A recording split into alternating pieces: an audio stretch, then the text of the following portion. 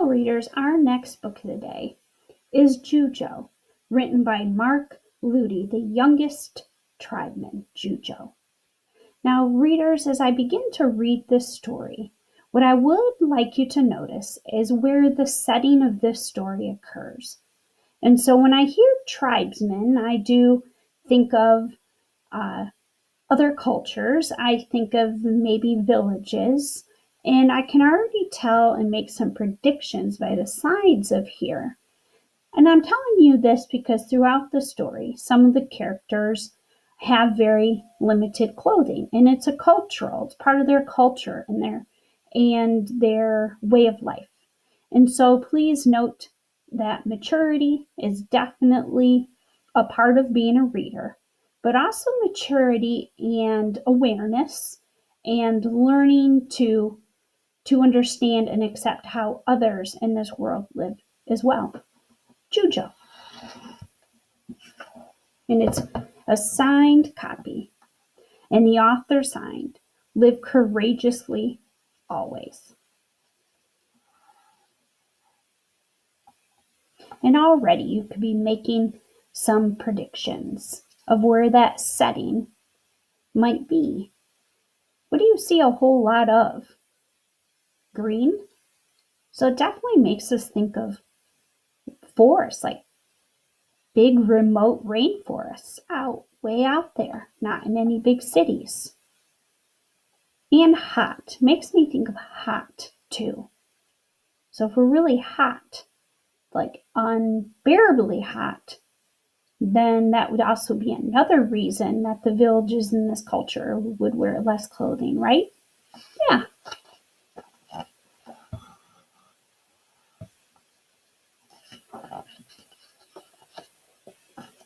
Jujo, the youngest tribesman. So already you're seeing the village, the tribe. You can see their houses, see a swing and some of the animals. You can tell, probably predicting that they're going on a hunt. How can you tell that? Here are the tribesmen. In the village, next to where the Ting Tang River falls, lived a boy. His name was Jujo, and what he wanted more than anything was to go on a hunt with his father and the other tribesmen. But he was too young. So when we think of traditions and we think of culture, that's a big part of this tribe and this culture's tradition is once you become a certain age, then you can become a huntsman. When Jujo complained, his father would smile and say, "Have patience, son. The day will come."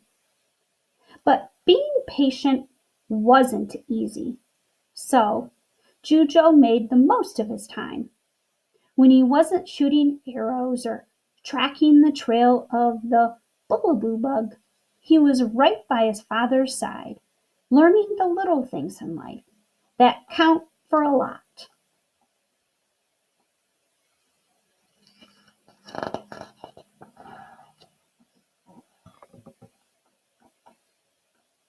Then, one day, the chief called for Jujo.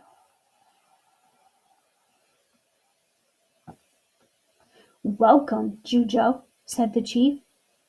"I understand you wish to walk with the men of our tribe." Then Jujo bowed. Jujo bowed low. "More than anything, then we must test you to see if you are ready. At dawn tomorrow, you are to leave us and head out alone. Take the path till you arrive at the great rock. You are to stay the night on this rock. Do not get off for anything, and return at first light. We'll then know whether you are worthy of being a tribesman." Jujo gulped. He knew how dangerous the jungle was, This is what he'd been waiting for.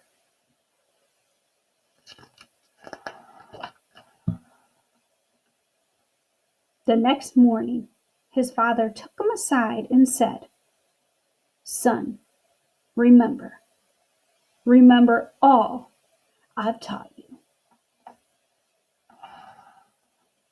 Jujo waved goodbye and headed on his journey as the path led him deeper and deeper into the jungle. He felt smaller and smaller.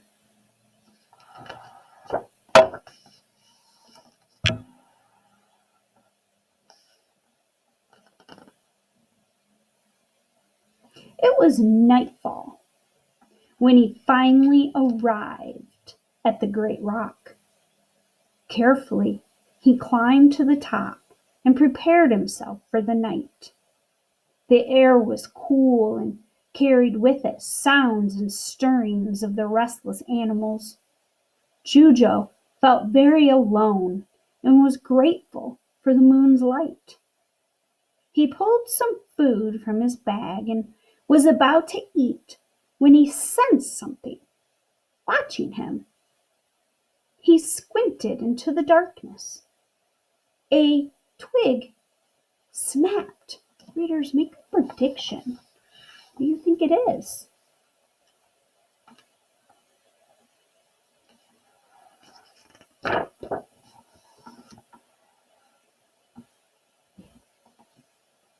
Who's there? No one answered, but out of the darkness slithered a snake. It was as thick as the branches of the bongo tree and seemed to have no end. It coiled its body at the base of the rock, then spoke. "Greetings. I'm Samsoa. What's your name?" Jujo stood, trying to look brave, and answered, "Jujo." "Jujo? A fine name for a strong and brave young man, and here all alone." Jujo was flattered. "Thank you."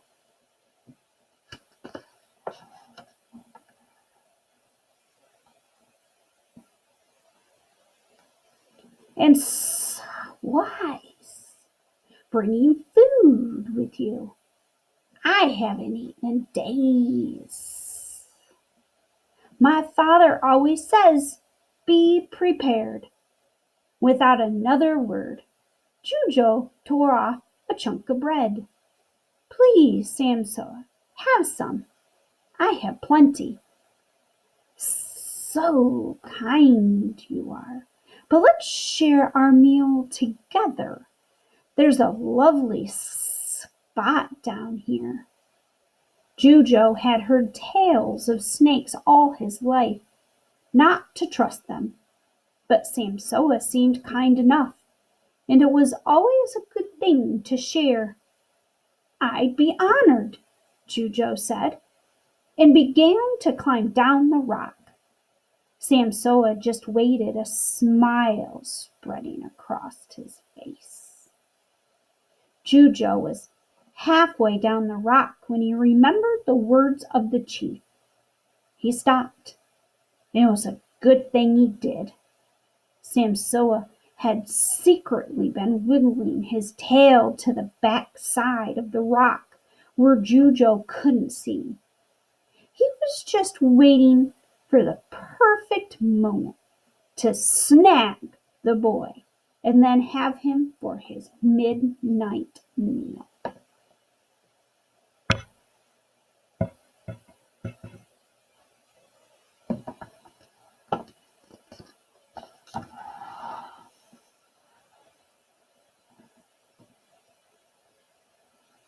When Samsoa saw that Jujo had stopped, he reached and grabbed hold of his ankle and squeezed. Jujo knew he had to act fast. Taking the bag from his shoulder, he swung it at the head of the snake. The whack sent Samsoa reeling. Jujo had just enough time to scramble up the rock to safety, dropping his food on the way.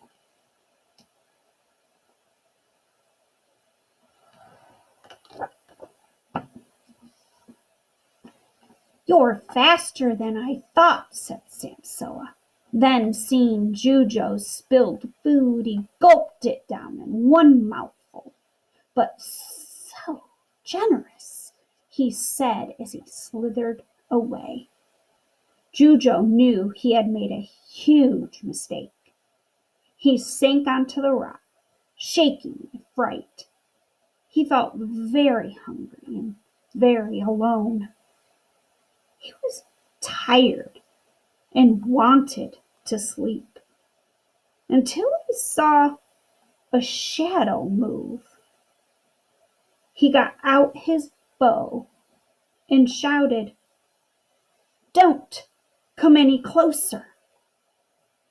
But the shadow did come closer.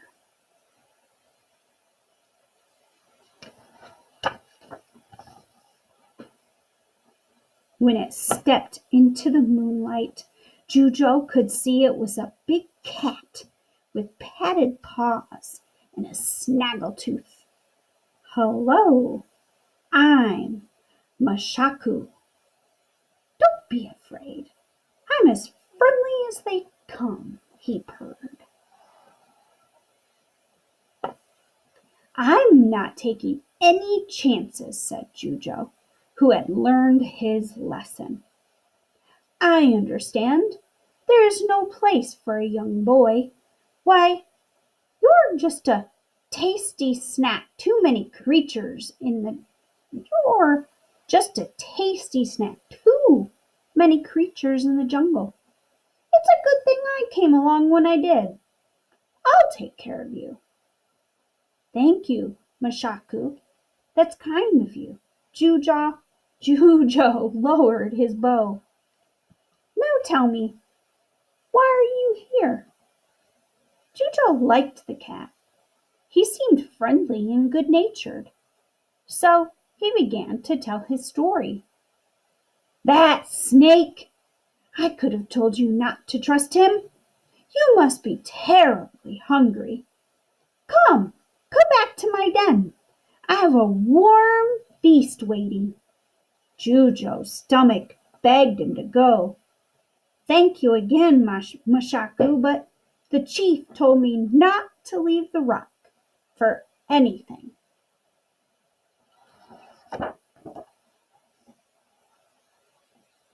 Mashaku thought for a moment. "My friend, I can't leave you here all alone. I'll stay with you for the night. You need company, and company is what I have to give." "Thanks, Mashaku, but I'll be fine." Purr. "Move over, friend. Make room for me. I'm coming up." Jujo enjoyed talking with Mashaku while on the rock, but being any closer to that snaggletooth was more than he wanted. "Shaku, wait!" But the cat wasn't waiting for anything. He crouched, then leaped up the rock. Jujo grabbed his bow. "Mashaku, no!"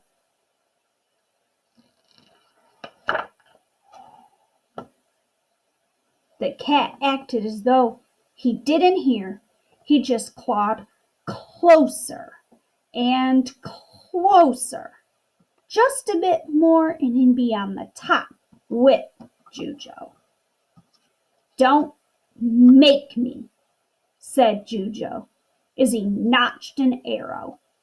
The cat stopped clawing and looked up. "You wouldn't," said Mashaku. But he saw the look in Jujo's eyes and let go. He slid down the rock. Staring up at the boy, he growled, "Next time you won't be so lucky."